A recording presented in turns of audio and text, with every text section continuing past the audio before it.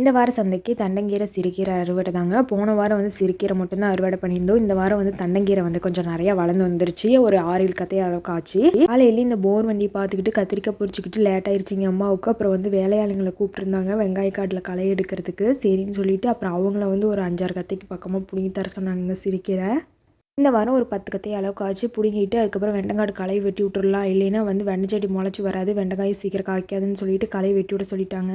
சிறுகீரையில் அதிக விதை வந்துட்டாலும் மக்கள் வந்து வாங்குறதுக்கு யோசிப்பாங்கங்க. அதனால வந்து அம்மா இதோட போதும் இருந்தாலும் களையை வெட்டி விட்டுறலாம் அப்படின்ட்டு வெட்டிட்டாங்க. மணி ஆயிடுச்சுன்னு சொல்லி அம்மா வேகமாக தட்டையை அறுத்து வச்சுட்டு இருந்தாங்க. அறுத்து வச்சிருந்த தட்டையை நான் போட்டுக்கிறேன் நீங்கள் போங்கன்னு சொல்லி வாத்தியார் அங்கிள் சொல்லிட்டாரு. தேங்காய் புடிங்கி போட்டு அதை மட்டை வாங்கி எடுத்துகிட்டு வந்து வீட்டில் வச்சுட்டு அதுக்கப்புறம் கிளம்பி வந்து கத்திரிக்காய் பை போட்டு தைச்சிட்டு இருந்தாங்க. தைச்சி எல்லாத்தையும் எடுத்து வச்சுட்டு கிளம்பிட்டாங்க.